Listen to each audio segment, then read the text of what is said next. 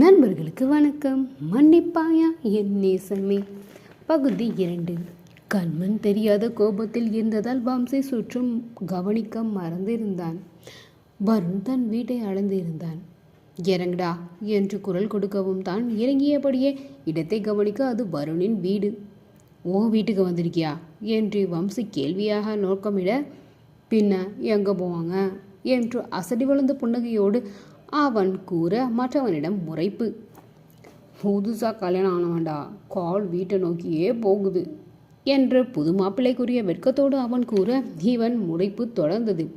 Car வரும் ஓசை கேட்கவும் வாசல் எட்டி பார்த்து இருந்த விந்தியா கன்னங்களில் செம்மை படர கணவனை பார்வையிலேயே கிறங்க வைத்தவள்.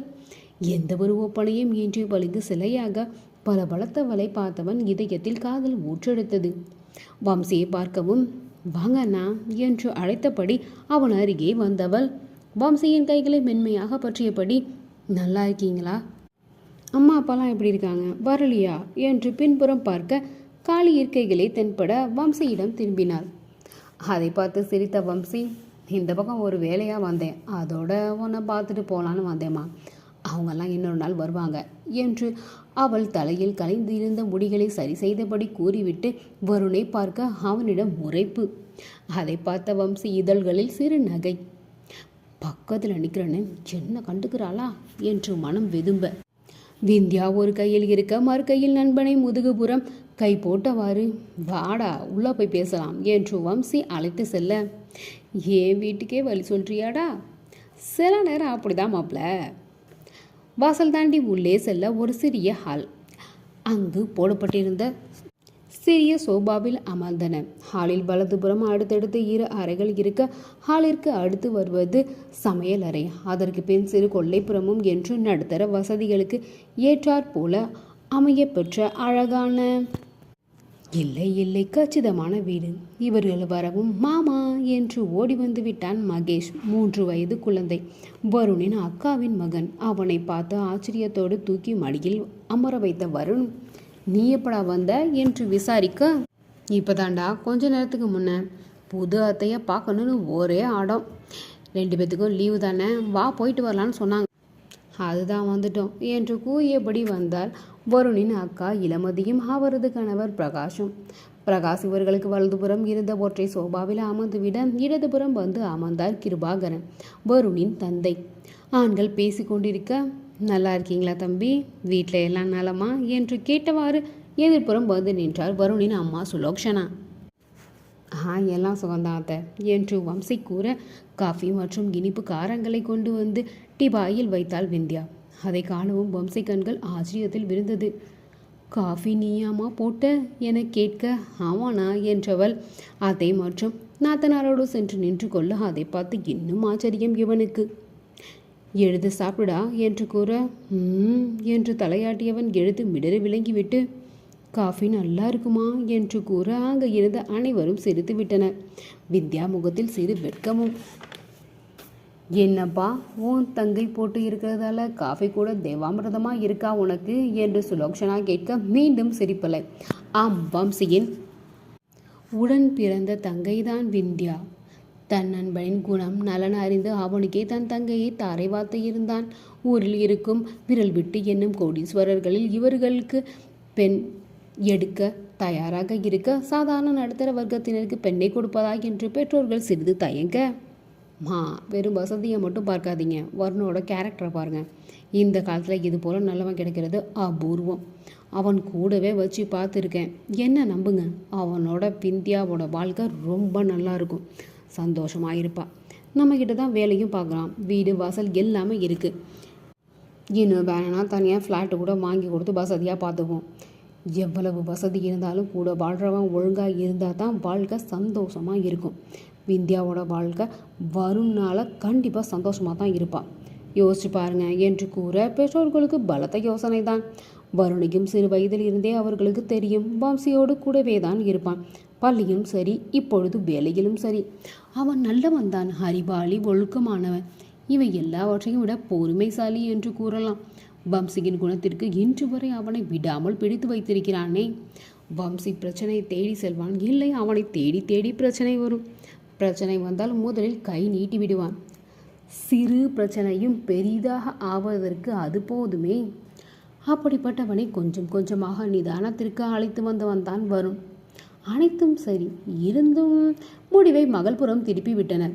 உனக்கு சம்மதம் என்றால் எங்களுக்கு பரிபூர்ண சம்மதம் என்று விந்தியா சிந்தனையில் வருணை அமர வைத்தாள். அண்ணனோடு எப்பொழுதும் பார்க்கிறவர்தான் சிறந்தவன் அனைத்திலும், அதற்கு மாற்று கருத்து இல்லை. பேச்சிலும் நடை உடை பாவனையிலும் அவ்வளவு நேர்த்தி.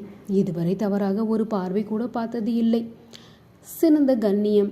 பிறகு மறுக்க எந்த காரணமும் இல்லை.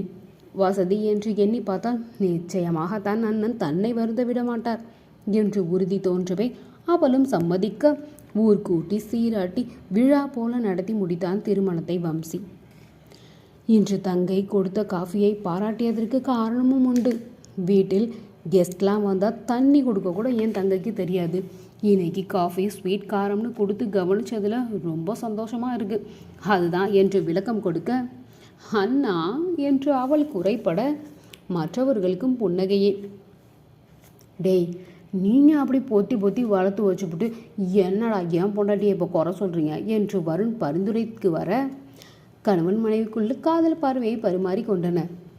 தம்பி வலியுதுப்பா, தொடச்சிக்கோ என்று இளமதி கூற மீண்டும் அங்கு சிரிப்பலை. என்ன வம்சி, கடமை எல்லாத்தையும் முடிச்சாச்சு, இனி உங்கள் திருமணம் தானே என்று பிரகாஷ் கேட்க, வழக்கமான ஆண்மகனாக இருந்தால் முகத்தில் சிறு வெட்கத்தோடு ஆம் இல்லை என்று ஏதாவது சொல்லியிருக்கலாம். வம்சியிடம் அதெல்லாம் கிடையாதே. எனக்கு இன்ட்ரெஸ்ட் இல்லை என்று தோலை குலுக்கினான். இதுவரை இருந்து இருக்காது, இப்போ தான் கூடவே இருக்கிற நண்பனுக்கு திருமணம் ஆயிட்டே, இனிமே இன்ட்ரெஸ்ட் தானா வரும் என்று பிரகாஷ் கூற, பார்க்கலாம் என்றவன் அங்கிருந்து விடை பெற்றான். வீடு நோக்கி பயணித்தவனுக்கு பிரகாஷின் கூறியது நினைவில் வந்தது. பருவ வயதில் கூட தந்தையுடன் சேர்ந்து தொழில்களை பற்றி கொஞ்சம் கொஞ்சமாக கற்று தேர்ந்து படிப்பு முடியும் வேளையில் முழு தொழிலதிபராகவே உருப்பெற்று இருந்தான். பள்ளி கல்லூரி என அனைத்துமே ஆண்கள் மட்டுமே படிக்கும் இடமாக இருக்க அவனுக்கு இந்த காதல் கத்திரிக்காய்க்கெல்லாம் வாய்ப்பு இல்லாமலே போனது. என்னவோ, ஆனாலும் இதுவரை பார்த்து பழகிய சில பெண்களிலும் கூட எந்த ஹாசியத்தையும் காணவில்லை. ஏன் என்று தன்னையே கேட்டுக்கொண்டான். எனக்கான ஒருவரை இதுவரை காணவில்லையோ, இனி தேட வேண்டுமா என தோன்றும் போதே சில ரீல்ஸ்களில் வீடியோக்களில் ஆண்கள் மோதிரத்துடன் மண்டியிடுவது நினைவு வர வேகமாகவே சிரித்து விட்டான். பைத்தியக்காரங்க, விட்டா காலையே விழுந்துவிடானுங்க போல. அப்படி எதுவுமே இல்லை. பெண்களிடம் பணம் பதவி இருந்தால் பின்னால் தன்னால் ஓடி வந்துடுவாங்க.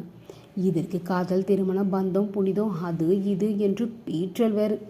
தங்களுக்கு பிறகு தங்களுடைய சொத்துக்களை ஆள தன் இரத்தத்தில் இருந்து ஒரு வாரிசு, அவ்வளவே. அதற்கு பெண் நிச்சயமாக தேவைதான். அதற்காக நீயே என் உலகம் என்று பிதற்றல், பின்மோகம் இருபுறமும் தீர்ந்த பிறகு சிலர் சகித்து கொண்டு வாழ்கிறார்கள், சிலர் உடைத்து கொண்டு செல்கிறார்கள். இவ்வளவே. இதை இன்று வரை போற்றி போற்றி பாதுகாத்து அடுத்த தலைமுறைக்கும் திணித்து விடுகிறார்கள். சில முட்டாள்களோ பெண் பெண் என்று வெறி பிடித்து அலைபவர்களும் உண்டு. மிரட்டியோ துன்புறுத்தியோ அல்லது யார் என்னவென்று கூட தெரியாமலோ கூட பெண் பைத்தியம் பிடித்து இல்லை வெறி பிடித்து திரிகிறார்கள். சே, இவங்க எல்லாம் நம்ம லிஸ்ட்லேயே இல்லைப்பா என்று நினைத்து சிரித்தவன், அப்படி என்ன இருக்கு என்று நினைக்கும் போதே வீட்டை அடைந்து இருக்க காரை நிறுத்திவிட்டு இறங்கி உள்ளே சென்றான். தாயும் தந்தையும் ஹால் சோபாவில் அமர்ந்து பேசிக்கொண்டு இருக்க அவர்களோடு சென்று அமர்ந்தான். அவனை பார்த்த பெற்றோர்கள் புன்னையை பரிமாறிக்கொள்ள, இப்படி சண்டேயில் கூட நீ ரெஸ்ட் எடுக்காமல் ஓடுற அளவு எந்த அவசியமும் இல்லைப்பா. தந்தை மென்மையாக சிரிக்க, அப்பா இது நீங்கள் ரெஸ்ட் எடுக்கிற வயசு, வேணும்னா வேலை வேலைன்னு இவ்வளோ நாளாக அம்மாவை கவனிக்காமல் இருந்திருப்பீங்க. இனியாவது இப்படி நிம்மதியாக அம்மா கிட்ட பேசுங்க. இல்லைன்னா வெளி ஊரோ நாடோ போயிட்டு வாங்களேன். என்ஜாய் த லைஃப்பா, நான் பார்த்துக்கிறேன் மற்றதெல்லாம். மகன் பெரிய மனிதத்தனமாக தங்களுக்கு புத்தி கூற, ஆமாம்டா, இப்போ எங்களுக்கு தான் இளமை துள்ளுறது பாரு. நீ வேணும்னா திருமணம் செய்துட்டு இப்போ நீ சொன்னதெல்லாம் செஞ்சுக்கோ என்று அன்னை கூற, அட போங்கப்பா என்றவன் தான் தங்கை பார்த்து விட்டு வந்ததையும் அங்கு தன் திருமண பேச்சு வந்ததையும் கூறியவன், வேற வேலையே இல்லையா அவங்களுக்கெல்லாம்? படிப்பு, வேலை, கல்யாணம், குழந்தை, இப்படியே பேசி பேசி மனித வாழ்க்கையில் இதை விட்டால் வேறு எதுவும் இல்லைங்கிறது போல் ஒரே பேச்சு காலங்காலமாக பேசிக்கிட்டு போர் நான் வரேன் என்று 2 படிகளாக மாடியில் ஏறி தன் அறைக்குள் நுழைந்து விட்டான். என்னங்க இப்படி சொல்கிறான் என்று கவலையோடு கூறிய மனைவியை பார்த்த விஸ்வநாதன், வீடுமா இன்னும் அவனுக்கான பொண்ணை காணலை, அதனால தான் பையன் இவ்வளவு தில்லா பேசிட்டு போகிறான். பார்த்துட்டான்னு போய் சரண்டர் ஆகிடுவான். இப்போ நான் கிடக்கலையா இன்னைய வர என்று மனைவியை கள்ளப்பார்வை பார்த்தபடி அவர் கூற, இந்த வயதிலும் கணவரை காதல் பேச்சில் முகம் குங்குமமாய் சிவைக்க, ஆமாம் புள்ளை இல்லாத வீட்டில் கிழவன் துள்ளி விளையாடுறதுன்னு சொல்லுவாங்க. அதே போல் பேரம்பேத்தி எடுக்கிற காலத்தில் தாத்தாவுக்கு குறும்பு திரும்புதோ என்று வெட்கத்தை மறைத்து கேட்க, பையன் சொன்னதை கேட்டியா இல்லையா, ஜாலியாக என்ஜாய் பண்ணுங்கப்பான்னு சொன்னானே, வம்சிக்கிட்ட பொறுப்பை கொடுத்துட்டு நாம் நகர்ந்துக்கலாம், அவன் இனி எல்லாத்தையும் பார்த்துப்பான். என்ன சொல்கிற, டிக்கெட் போடவா என்று கேட்க, உங்களுக்கு என்னமோ ஆகிட்டு இருங்க, நான் குடிக்க ஏதாவது எடுத்துகிட்டு வரேன் என்று அங்கிருந்து நழுவினார். மகனை நினைத்து பெருமை கொண்டார். சீக்கிரமே இந்த பையனுக்கு கால் கட் போட்டுடணும், அவனுக்கு ஏற்ற மாதிரி பொண்ணு பார்க்கணும். வெறும் அழகு மட்டும் இருந்தால் பார்த்தாது, அறிவு திறமை அனைத்தும் நிறைந்தவளாக இருக்கணும் என்று மனதில் நினைத்தபடி அவர் தன் வேலையை தொடர தானாக ஒரு முறுவல் இதழ்களில் ஒட்டி கொண்டது. இந்த கதை உங்களுக்கு பிடிச்சிருந்தா தொடர்ந்து கேட்டுகிட்டே இருங்க.